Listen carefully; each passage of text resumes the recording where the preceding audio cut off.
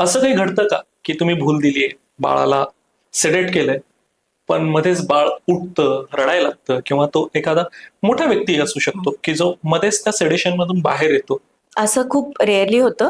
General अनेस्थेशियामध्ये ह्या गोष्टी अजिबात होत नाही, कारण पूर्ण पेशंटचा कंट्रोल आपल्या हातात असतो. आपण त्याचा श्वास सुद्धा बंद केलेला असतो आणि सगळं कंट्रोल आपल्या हातात असतात. तर त्याच्यामध्ये मूव्हमेंट्स वगैरे काहीच होत नाही आणि आपण कंटिन्युअसली अनेस्थेशिया त्यांना देत असतो. पण जेव्हा रिजनल अनेस्थेशिया असतो, फक्त हाताला भूल दिलेली आहे, कंप्लीट भूल दिलेली आहे किंवा फक्त पायाला आपण भूल दिलेली आहे आणि पेशंटला फक्त झोपवलेलं आहे. तर त्या केसेसमध्ये कधी-कधी असं होऊ शकतं की पेशंटला जाग आली. पण अचानक पेशंट हालचाल करीत का तो जागा होत नाही. आधी थोडासा हार्ट रेट त्याचा वाढतो, थोडी श्वासाची गती वाढते आणि अनेस्थेटिस्ट कंटिन्युअस हेड एंडला तिथेच अवेलेबल असतात. त्याच्यामुळे थोडी पण मॉनिटरमध्ये चेंजेस जाणवले की आपण अनेस्थेशियाचा डोस अकॉर्डिंगली देत असतो. त्याच्यामुळे अचानक बच्चू असं उठला आणि एकदम आरडाओरडा केला किंवा आयव्ही लाईन काढून टाकली असं अजिबात होत नाही.